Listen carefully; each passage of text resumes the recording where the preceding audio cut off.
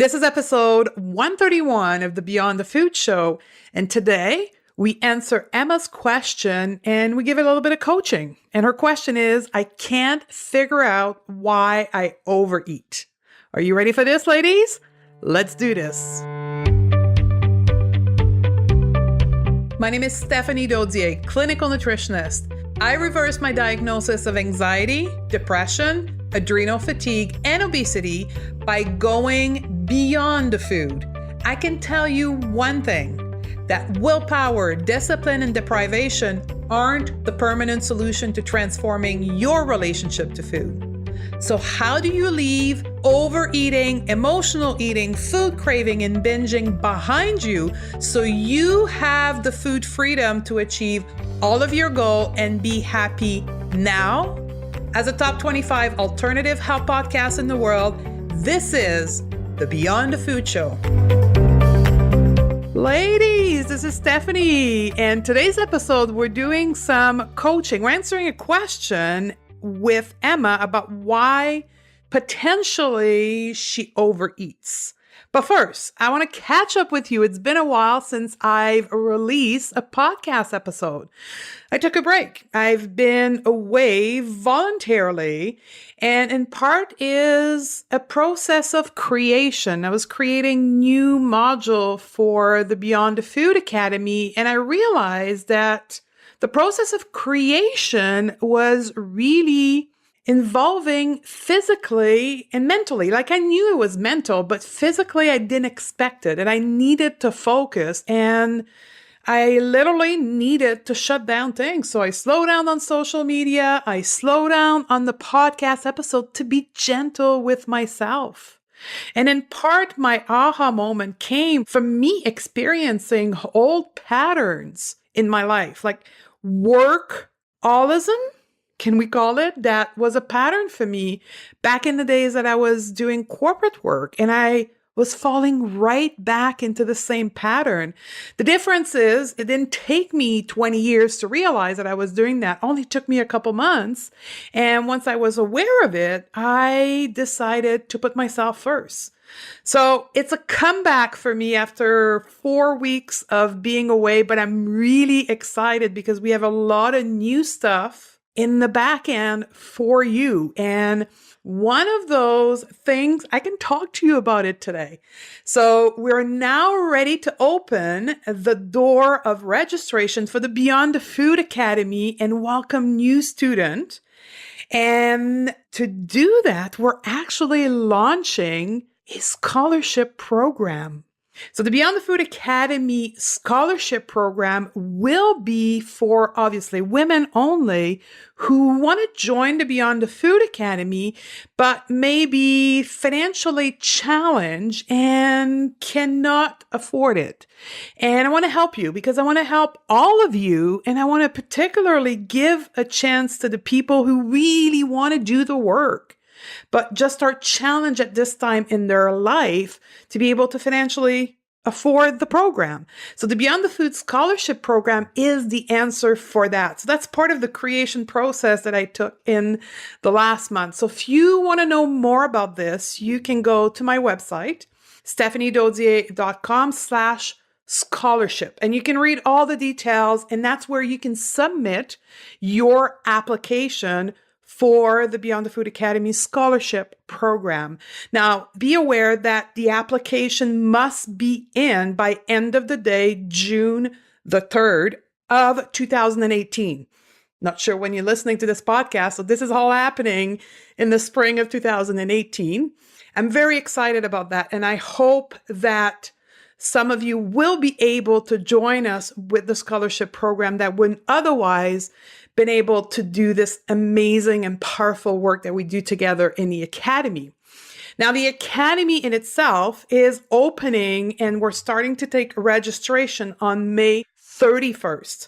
So in about 14 days, we'll be open for a period of about 10 days for registration.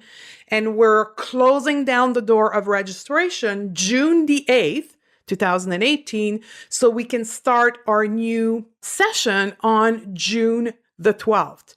Now, if you've been on the waiting lists, you've registered for the waiting list, you will receive an email on May the 30th giving you early access to registration, including a special price for those who have been on the waiting list. I know there's a lot of you that are there, and I want to thank you for being so patient, waiting for the next wave of registration, waiting for me to create this new content. So I really do appreciate it. So if you are on the waiting list, wait for this email on May the 30th, giving you 24-hour early access. And then we'll open to the rest of the public up to the maximum amount of student that we'll be taking for this session. If you're not yet on the waiting list and you want to get on it to receive the early notification and the discount, you can go to the website on the Academy page. So stephaniedodier.com/academy, and then register yourself on the waiting list. All the links are included in the show notes. If you're driving right now, you're like, oh, I can't write this down. That's okay. When you get home, you can just go to the show note either directly on your phone, on your listening device, or go to my website. So the show notes are located at stephaniedodier.com/131 for this podcast episode. Now back to Emma's question. So Emma contacted us via Instagram. So I posted a few days ago a question about what you wanted the topic of the next wave of podcasts to be about. And Emma submitted this question. I can't figure out why I overeat. Big exclamation mark. I have listened to so many of your podcasts and had quite a bit of haha moment, but I don't feel like I've nailed it yet. There are so many things I want to do in life, many of which a reasonable physical fitness is required.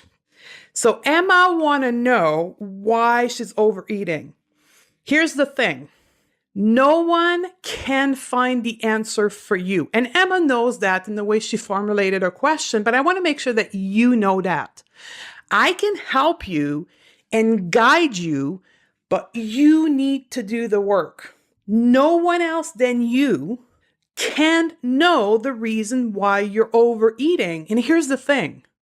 Likely, the answer to the reason why you're overeating is not what you think it should be. We have this image in our head as to what could be the reason, but through the work that you need to do, the likelihood of the answer not fitting what it should be, likely what's going to happen. So how do we start unpacking that? There's a number of reasons that you can be overeating. And there's not one thing. In my world, I call that a syndrome. Overeating is a syndrome. And if we go to a dictionary and we look at what does a definition of syndromes look like, I'm going to read it for you verbally. Syndrome is a group of symptoms that consistently occur together or a condition characterized by a set of associated symptoms, which means it's a collection of symptoms, a collection of reasons why we overeat. It's not just one thing that we can put our finger on and say solved. Given that it's not a disease, it's a syndrome, and it's a collection of symptoms, what we really need to look at is what are those symptoms and find a cure for those symptoms. But what is a symptom? A symptom is, definition by Mr. Google, a physical or mental feature that is regarded as indicating of the condition. So it's either physical or mental that is the root cause of our condition, of our syndrome that is called overeating. Now, in the world of holistic health, a condition root cause is an imbalance. The root cause of our overeating is an imbalance that creates symptoms. We need to find the imbalance. So let me give you a couple of examples. When we have a cold, the problem is not the sneezing. The problem is the immune system that is imbalanced. Another example, you have a digestive upset. Maybe it's IBS. It's an imbalance of your digestive system. It could be bacteria, a virus, digestive juices that are not functioning probably. It could be a food intolerance. It could be a combination of a couple of all of those things, but it could also be stress and anxiety. How many people get tummy ache because of their emotion, because of stress, because of anxiety, right? It could be both physical and mental, emotional. And it's the same thing for overeating. Unfortunately, today's society, when looking at eating behavior, we're only considering the physical root cause of our food behavior.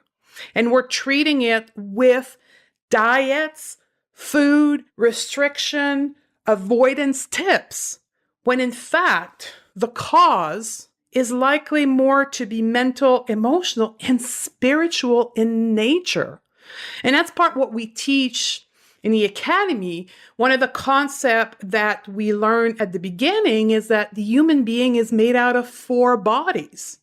And God only knows we know everything about how to take care of the physical body and how to nourish it, but we never consider the other part of the human being.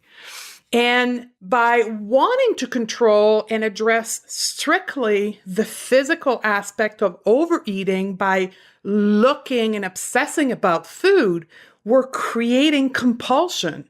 We're creating restriction.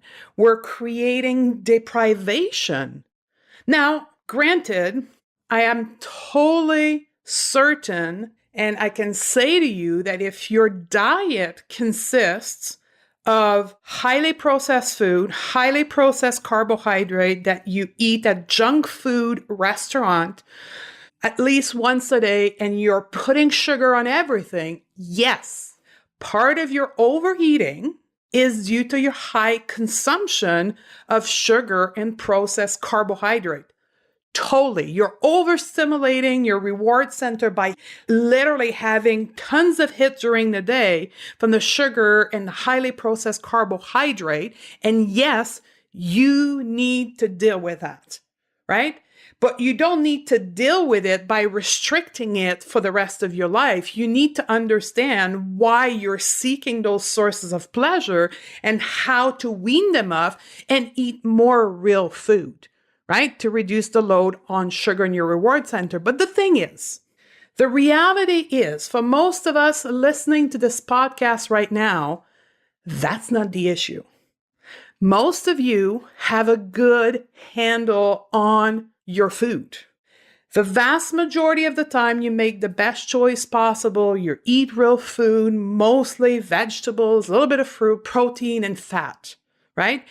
But unfortunately, you're constantly looking at only this angle to think that you're doing something wrong, that if you were eating a little bit more fat and less carbohydrate, or more carbohydrate and less protein, there's some magical event that would happen in your body and boom, you would stop overeating. The truth is, that's not where the work needs to be for you. So if your diet consists of mostly real food and it's healthy in general, you need to turn around and focus on the other component. And the frustration that Emma expressed in her question, I would venture to say that there's a lot of her time, Emma, that may be spent around that angle and not a lot on the emotional, mental, and spiritual part of it. It's like trying to open your front door with your car key. It's never going to work. So what can we do? We're going to take a quick break from our chat to give a shout out to our show sponsor, Health IQ. And I am so excited to be partnering with them and bringing you forward an innovative insurance company for the American listener.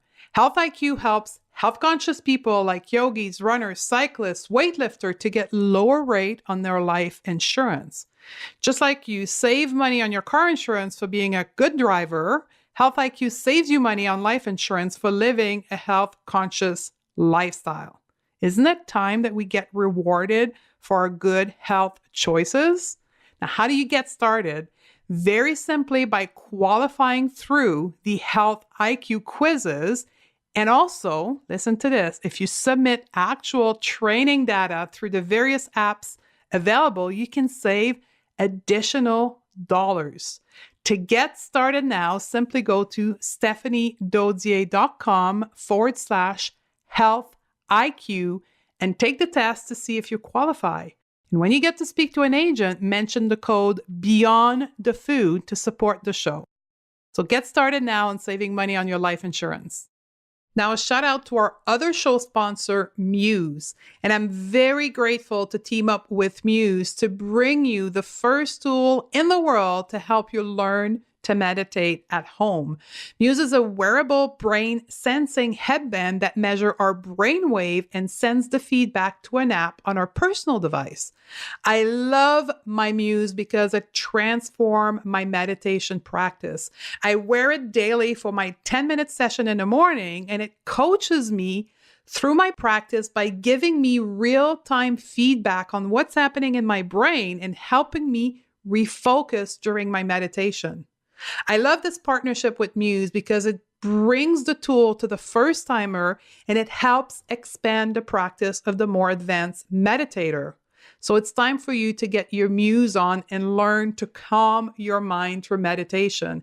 And here's the thing, as a listener of the Going to Beyond the Food show, you get 15% off of the purchase of your Muse. To take advantage of this offer, simply go to stephaniedodier.com/muse. And again, the URL is stephaniedodier.com/muse and register through this URL to get 15% off. So join me in my 10 minutes meditation practice every morning and get our Muse on and go beyond the food together. So the question is, why are we doing this? Why are we constantly hitting our head on the wall around physical reason why we overeat? Maybe it's a lack of knowledge. So today is the first day you're hearing that there could be any other reason other than your diet and your food. Granted, that's the case. I just taught you something wonderful today. Most of the time it's fear. We're afraid. We feel uncomfortable. When we start talking about our emotion, about our spiritual self, we feel uncomfortable. We fear what's going to come out. We fear not being perfect. We feel powerless. Some cases, it's a fear of success because we have this idea that success can only be coming from this ideal perfection, and we know we're going to fail. We fear the judgment of others if we are successful. And then we end up self-sabotaging. Fear of success, fear of change is linked directly to self-sabotaging behavior that could be your overeating. So to help Emma find the root cause to her symptom that leads to overeating, I want to suggest a technique that will help you connect with your emotion, your emotional being, that will help you connect with your spiritual being, that will help you connect with your mental being as well, that will help you get the message that your body is so desperately trying to let you have, to make you listen to it, but you keep shutting it down by fear. I want to suggest to you a technique to connect with that message that you, Emma, and all of you, the listener, have inside of you right now. It's there, waiting for you to listen, waiting for you to see it. But we need to unclutter and remove the fear that's preventing it from shining, that prevents this light from being seen by yourself. There's many ways for us to internalize and get those intuitive messages, those messages that are coming from our heart, our spirit, our soul, those areas that are imbalanced in ourselves. There is meditation. So if you are a practitioner of meditation, you likely know what I'm talking about. So meditate and ask yourself the following question. I'm going to outline a number of questions that you want to ask yourself while meditating. Now, most of the women that I work with at first do not want to meditate, do not like to meditate, don't want to meditate. So we're going to get this out of the way. I'm not going to teach you today how to meditate. However, I am going to ask you to journal. This is a non-religious technique. You grab a pen and a piece of paper or a journaling book. You sit down in a quiet space, in a space that feels good to you. Maybe light some candle, put some nice slow music in the background, and make sure that no one is coming to disturb you for at least an hour. And then you're going to sit down with yourself, with that pen, that piece of paper. You're going to write down the question and you're going to answer them. It's easy, but you need to remove expectation. You need to remove restriction.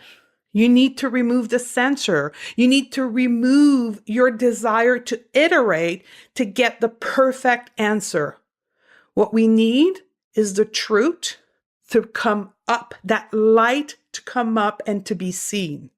What your soul has been longing to tell you, what we call here body messages. You can do that through journaling. Literally write down the question that we're going to outline, and then put your pen to that blank piece of paper and let your hands write, and just keep writing and writing without iteration. If you are afraid of anyone reading your journaling prompt, burn the piece of paper after. It's not about keeping it to frame it somewhere. It's simply about writing it so you can reread it at least once, understand the message, and then move on with that message in hand. So the question will be part of the show notes. So again, you don't have to write them down here. You can simply go to the show note at stephaniedodier.com/131. So here's the first question. Is there a certain time of the day or physical location when I overeat or feel this intense need to eat? What are these times or these locations, and what do they represent for me emotionally? Question number 2. If I eat when I'm no longer physically hungry, it's because, and let's see what comes out. Question number 3. What is my inner critic telling me specifically before, during, and after overeating? Question number 4. What would I say to someone who wanted advice that had the same eating behavior than me?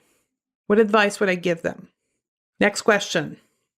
If I overeat to cope with X emotion, where does X emotion go? Do I feel better after overeating if I'm attempting to numb an emotion? Here's the last question. And that's really where your soul's going to come out. What am I craving in life beyond food that I'm using food to fulfill? And that's a deep one. So those are the questions you want to journal on. It may be 4 lines answer. It could be 4 pages answer. Let your soul speak to you so you can find your own individual imbalances in your emotional, mental, and spiritual body.